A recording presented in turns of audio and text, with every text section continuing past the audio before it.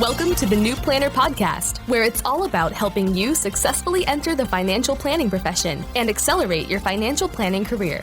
This podcast will help you understand the profession, become familiar with the various career paths available to you, and avoid the mistakes that limit your success. Join your host, Caleb Brown, to explore the human side of creating a successful planning career through interviews, personal experience, and insights from the trenches. Let's get started. Welcome to the New Planner Podcast. This is Caleb Brown, your host. I'm joined today by Nick Scheibner, founder of Supportive Financial. Nick joins the show today to discuss his career entry pathway and how he worked his way up for 14 years with one firm and then decided to go out on his own. I hope you enjoy this conversation with Nick Scheibner. Hi, Nick. Welcome to the New Planner Podcast. Hi, Caleb. Pleasure to be here. I say this every time, but this is going to be so fun. I love catching up with you're an old guy like me in the profession now. We were just sort of joking about that. And it's always fun to catch up with you guys. And you have a really cool story to share that could help, I think, a multitude of cohorts. So why don't you just start with why you even chose financial planning as a career? Or maybe you didn't. Maybe you fell into it like a lot of us did. I would say I fell into it, and I'm thankful I did because it's really suits a lot of my skills here. But, it's funny, you and I probably know each other almost 15 going on 20 years now. And because in 2007, 2008, I went into William Patterson University in Wayne, New Jersey, and I went in as a history major, not knowing really what I wanted to do. And I just got lucky that that same year, William Patterson got the financial planning program started at the school, and really got hooked up in there. And I've been doing the financial planning world ever since. And maybe just expand on it a little further. So you're a history major. So in my mind, you're over here kind of doing something else. How did you even realize the financial planning major was new or added? I just got it was a business class on a different campus. And just was in that world. So William Patterson kind of has two campuses, the main campus, and then they have this separate little business school. But what's great is that the business school gets really tight-knit. And I just started hearing about this program getting started and learning about the program director, who we both know at the time, and really just said, maybe I'll kind of roll with this. And it's worked out well. Yeah, Luke Dean. So it's let me see if I get this right. Cotsacos College of Business or something like that. I've spoken there a couple times. I hope I can get it right. Yeah, Lucas Dean. He came in for time, really embraced the New Jersey culture, and him and I got along really well, and really started building up the program. Got the financial planning club started there with him. Won a financial planning championship with William Patterson while I was there. So really just jumped all in on the financial planning life. And we're just dying to know, why was this such a good fit, and why was this so much more interesting than a history major? Well, I think at the base of it, financial planning is a people business. It's all about people.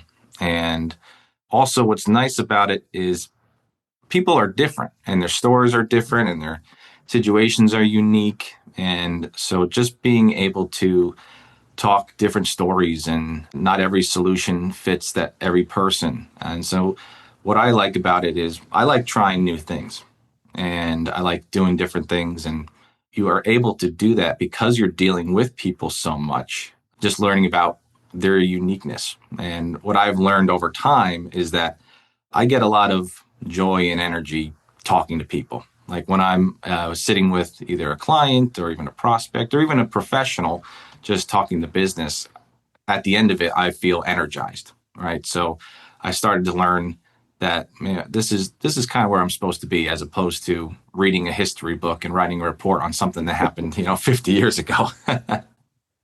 Got it. All right. So you were in the program, you're working your way through the classes, and were you able to secure?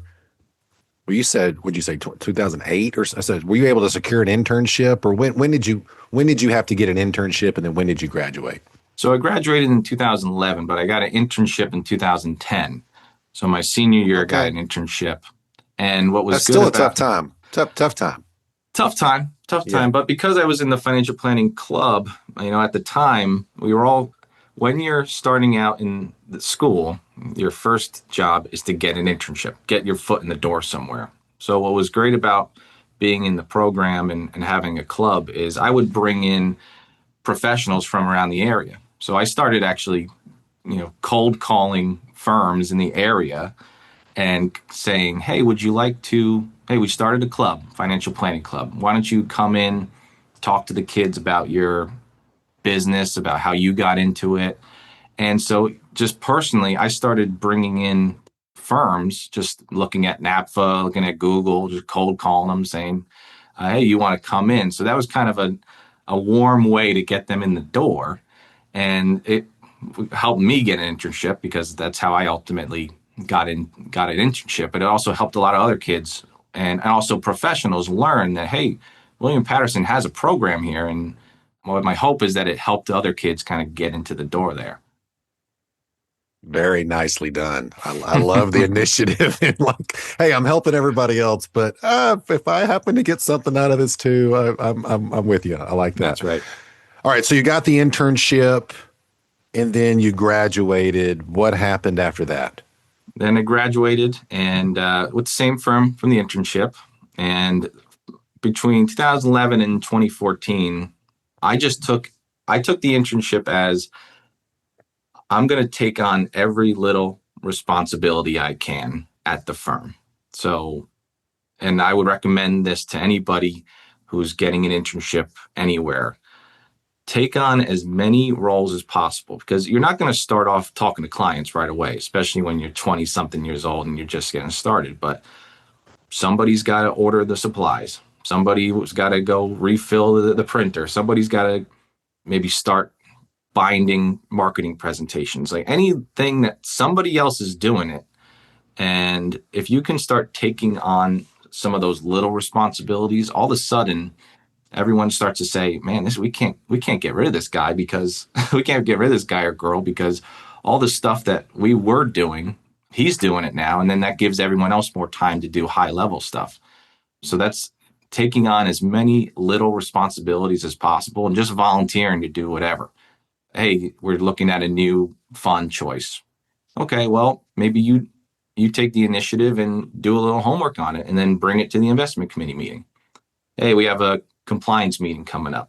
Hey, can I join? Can I sit in? Like just volunteer as much as you can and just soak it all in. Because what I did during that time is really kind of what they say, growing up in the mailroom, so to speak, is you really start to learn the operations of how the business works. And then over time, you start getting comfortable. And I was very lucky to be at a firm that gave me a lot of client interaction kind of early. So what was great about my firm at the time was they let me sit in on some client meetings as a note taker. And again, when you're doing that as a younger person, number one, I think dressing the part gives you confidence and gives the other person confidence. But you kind of do a lot of listening, but you chirp in with a couple home runs. Like if they have hey, how much can I put into my IRA this year? Oh, I know that. I'll help. I'll answer it, and then you kind of let everyone else talk. So kind of just chipping away at it is kind of what I've been doing the past 15 years here. Building confidence, right? When you building start, confidence, that's kind of building confidence. That's the hardest thing because especially when you're younger, you're talking to somebody who's in their 60s and 70s, and you're telling them whether they're going to make it or not in retirement. So that doesn't come automatically. It takes a lot of reps. But if you do a little bit at a time, you start to say, hey, you know what? I know some things here. You could bring up webinars that you went to or conferences that you went to and say, hey, this might be interest of you. And then after time, people start to say, man, maybe this kid actually knows a few things and I should listen. Or I just read something. I just heard about this. And right. Yeah. Hey, I like the comparison that you made earlier about the mailroom, but what would you say to those students, career changers, whoever it is? They're like, Nick, come on, bud. I got a degree from William Patterson. I'm not going to go over here and order supplies. Come on, man. Like, highly educated, got a degree, I passed my licensing. I'm ready to rock and roll. What would I want to talk to the clients and be the main person? What would you say to that person? I would say you have to think of it also as a from the business perspective of, hey, they hiring an employee costs money and resources and time, and you want to make yourself as indispensable as possible, especially if you're not bringing in new clients right away, talking to clients right away. How else can you support the rest of the firm so that if, let's say, there was a down, I always thought of it as, because I got into the program at 2008, you're seeing the financial crisis. So I always thought of it as, hey, if things were going south, who's the first person, they're going to cut? Well, if at least you're contributing and providing value, even though you may not be bringing in all the prospects, talking to all the clients right away, bring as much value to everybody else. Like, make everybody else better, make the other advisors better, make the compliance guy better. Like, help support all these people, because one, it's going to take some load off of them, but also you're going to start learning things. You're going to start learning a lot of things from just a business operation aspect as well. So you came in right out of school, same firm that you interned with. You're kind of doing a lot of the, I'm going to call it grunt work, but they're seeing this and they're letting you get in some client meetings and do some other things and kind of working with you and giving you some speaking, some time to, talk to the clients. Walk us through. So was that like an associate planner role, or what? Walk us through the career track. It was an associate planner role. So I went from intern to, let's say, associate planner. And then in 2014, I did the CFP exam. So I got my CFP. Okay. And then from like 2015 to 2018, what ended up happening at my firm is that some other advisors left. And then every time an advisor would leave, I would add more responsibility for me. And that would either mean, hey, can you take on this marketing role? Can you take on being part of some more client meetings?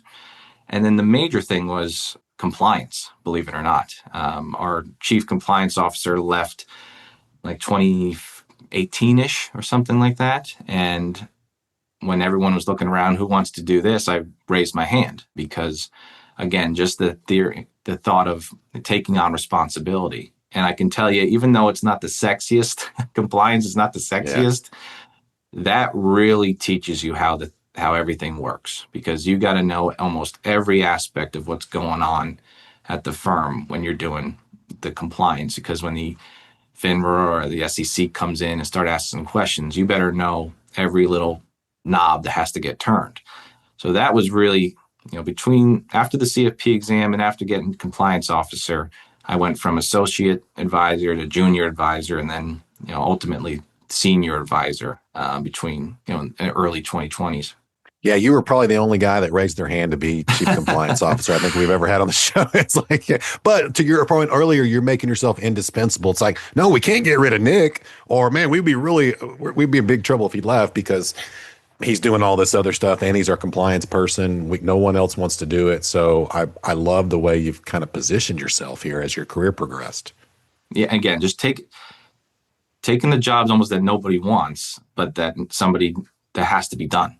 That has to be done. And again, really to the aspect of learning the business, but also just making yourself indispensable. And then over time, you start in between, the client meetings, you start to get those reps. You start to get those reps of, finally talking to people. And then even with being in the compliance department, you're talking to other professionals. You're talking to, if you have an SEC audit, you got to get as many reps in, especially as a younger person. You want to get as many reps in as talking to older people in a point of authority, or in a point of, hey, this person knows what they're talking about.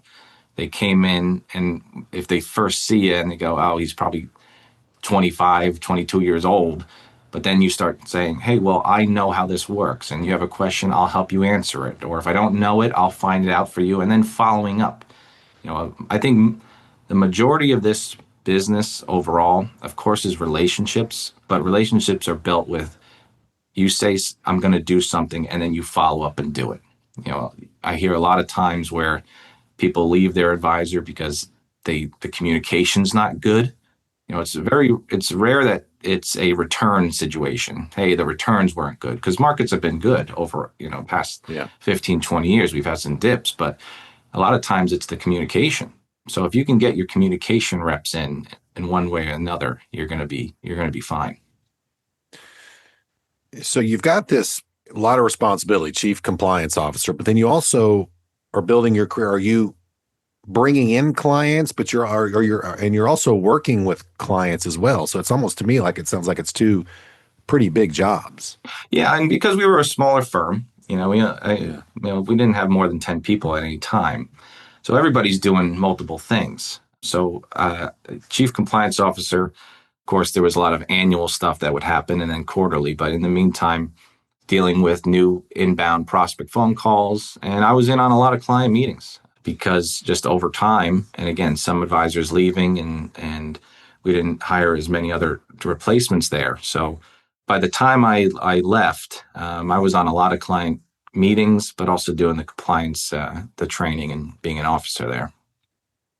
And then at this point, were you just working with the clients that the departing advisors had left or that came in the firm, or were you out there building your own book, trying to get clients? No, it was all about the firm. What was good about where I worked is that it was how we did it was 2 advisors to every client and 1 client service person. So there was, let's say, a team on it.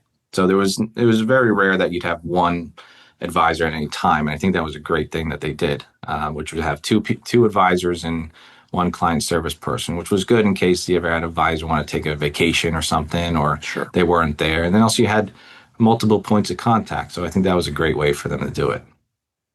And you mentioned earlier, so you mentioned when you left. So maybe just walk us through that. You were there, it looks like about 14 years. What caused you to leave the firm? Yeah. Well, I was very content there, very happy. The people are great. The people are the best. But in what ended up happening, I had a personal situation. My father passed away in 2023 unexpectedly. Oh, sorry to hear that. Thank you. And he was W-2 employee, worked for multiple jobs for his whole life. Couldn't wait to the day he retired. And then at 62, he gets diagnosed with pancreatic cancer, and he's retired for maybe 3 weeks. Oh, no. So that kind of puts your whole life into perspective. And I start saying, oh man, like, do I want to do that? Like, do I want to just kind of work a job for the next 30 years? And what if I don't make it? And what do I really want to do? How do I want my daily life to be? So that kind of sparked okay, I got to really look at what my future is going to bring, because I had somebody I of course loved passed away. So that was kind of the impetus there. And what ended up, I had a couple different options, and I was very content being an employee. I never set out at being a business owner, entrepreneur. But one of the things that we didn't have, we had a lot of great things at the firm, but the one thing we didn't have was a defined succession plan. And when you're, at that time, I'm in my 30s, I got 2 young kids, father just passes, you want to know, okay, well, what does my future look like? And when it's not defined, you start making your own thoughts of what it could be. And that was really the impetus to saying, you know what, well, if we don't have a defined path here, maybe I should, explore going out on my own. And really from an aspect of, I don't want to regret not doing it.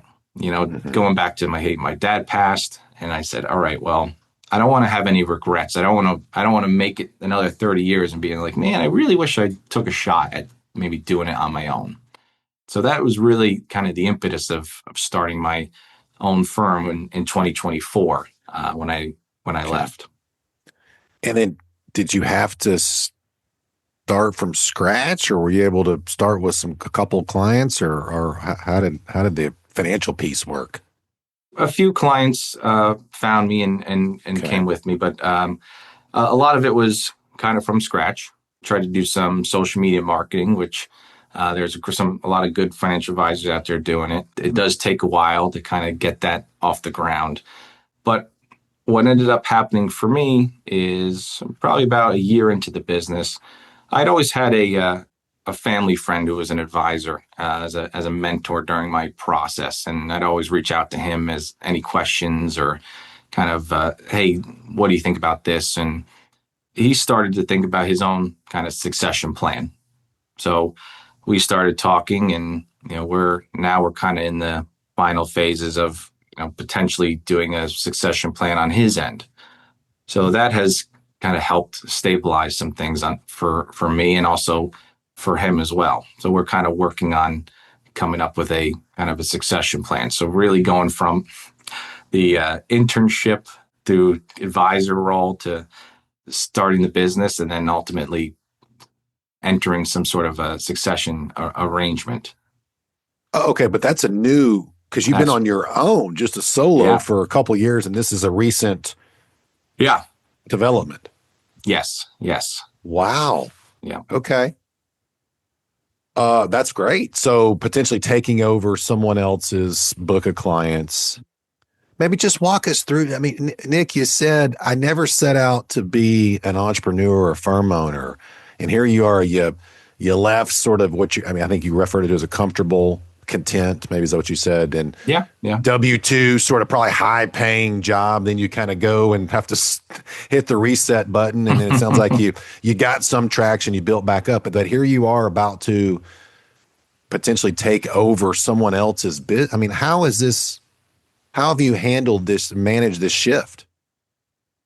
Well, what has been great is that the advisor community is very supportive. So I reached out to a lot of other advisors that I kind of followed on social media and got a lot of support and hand holding during that time. So there's a couple advisors who kind of did this before me. And so before I kind of made this overall decision, I kind of reached out to the community, and they gave me a lot of good feedback and kind of helped walk me through that. XY Planning network was great to kind of get things started. But really, it was the other advisors that kind of helped kind of talk me through it.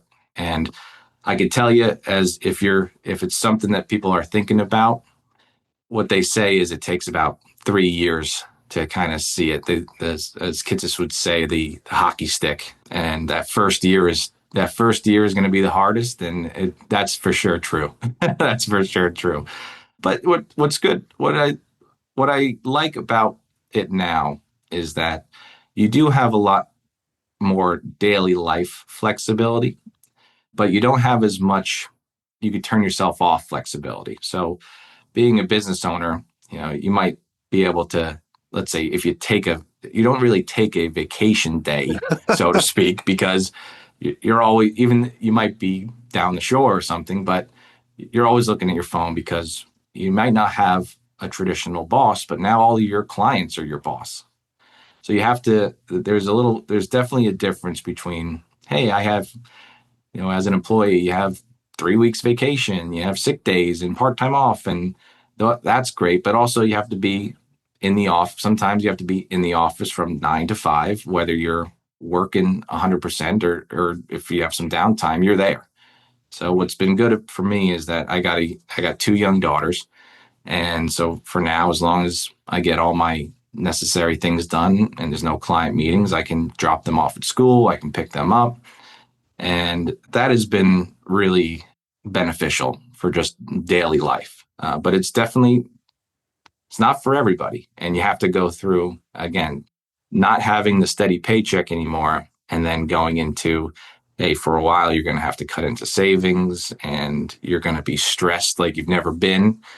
But eventually you kind of, you keep at it and you work your way through. And for me, I always thought, and again, this was, talking with others, advisors in the community, I figured, well, if it doesn't work, if it doesn't work, or if it doesn't work means the stress gets too much, figured, well, I have 15 years of experience in the business. and potentially I have a little book of clients that if I ever had to get another job at some point, hopefully I'd be in a good position to do that. So as planners, we're always looking at the worst case scenario, the downside. What's your out, you know? So that was kind of always my thought of, all right, well, let me give this a shot, because again, I don't want to get to a point where I say I wish I tried it. But I always thought, okay, well, if it doesn't work, I'll try to, get another job. So there was always kind of a backup plan, but so far things have been working out. Yeah, I mean, and we've had other guests and just other people I've known in the industry said the same thing. Like, what's the worst that could happen if this fails?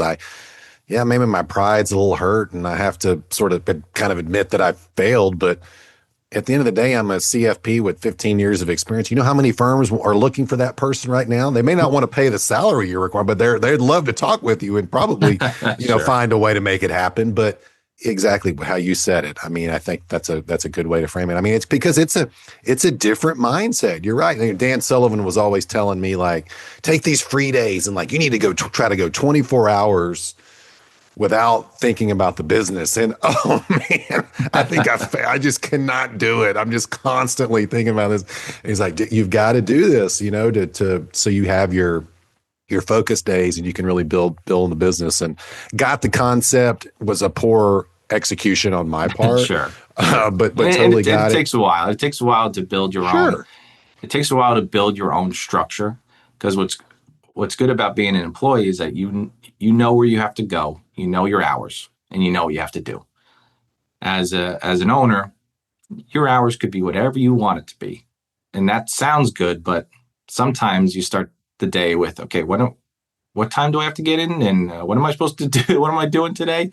Or you could get caught up with working all the time. So when the first year I started, it was just nonstop. You'd work during the normal hours, and then once the kids were asleep at night, you were working, and on the weekends, and then you were just, what you thought was good actually probably wasn't.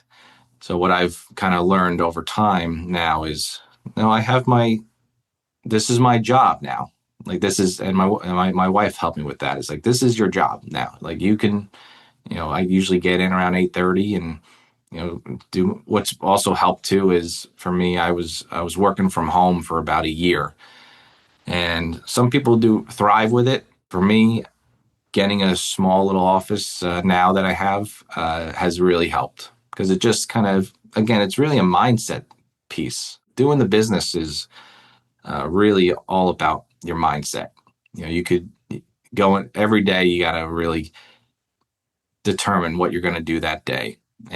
But being out of the house really has helped. So I was working from home for about a year. And then last year I got an office pretty much 10 minutes down the road from my house, which has been good. So now I have a conference room I can meet clients in, and also just have designated space to work. So everyone has to do what's comfortable for them. But for me, going back to the office, even if it's not 9 to 5, 5 days a week, that's helped. That's helped as well. As we kind of wind down here, can you give us just a sense on what type of client that you're trying to go for, and then maybe your pricing structure? Sure. Yeah. When I was kind of growing up in the financial planning world and going to conferences and webinars, I always loved the estate planning ones. I always loved, like, Denise Appleby and doing RMD conference. Like, for some reason, estate planning and RMD is always, again, not the sexiest thing, but it was always something that I always found very interesting. Stepped up cost basis. I get excited about it. I don't know why.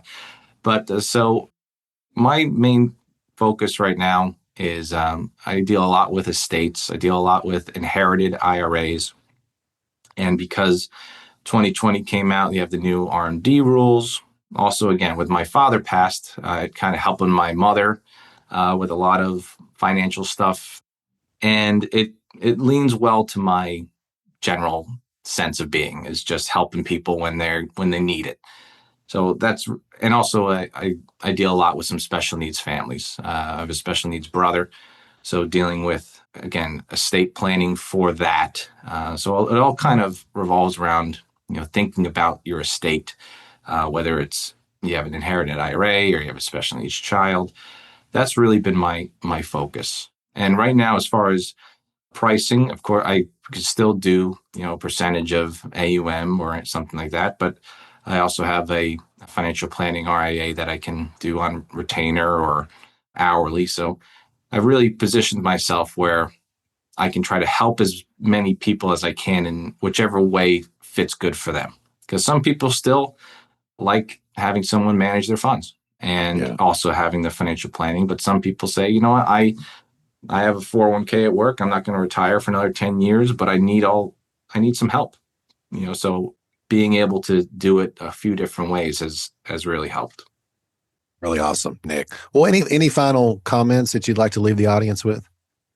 I think the main thing is that if you like people and you like trying new things and learning about different things, I think this is a great profession. And also, I've always found the financial planning community to be very, very supportive. I've never met one advisor that if I said, hey, do you mind if I have a question? Or, hey, do you want to meet up for coffee? I've never had anyone say no. I've never had anybody say, no, I don't have the time of day. The overall community really is supportive. And it's in different aspects, that's been great, whether it's been, the advisors at my old job, whether it's been doing the financial planning program and having advisors come in and talk to kids, or even now just having some other advisors to kind of support you and lean on each other. It's been an overall very, very supportive community. Nick, awesome story, man. Congrats on all the success, and love to see this happen. And thanks so much for coming on the show. Thanks, Caleb. No, I'm happy we were able to do this, and looking forward to our next conversation. Thanks for joining us for this episode of the New Planner Podcast. If you're ready to discover the top career paths for financial planners and see which track is best for you, we created a free guide to help you. Grab your copy of the Financial Planner Career Roadmap at newplannerrecruiting.com/roadmap. There, you'll also find more tools and resources all created to help you build a successful financial planning career. Tune back in next week for another episode, and until then, we're here to help you succeed.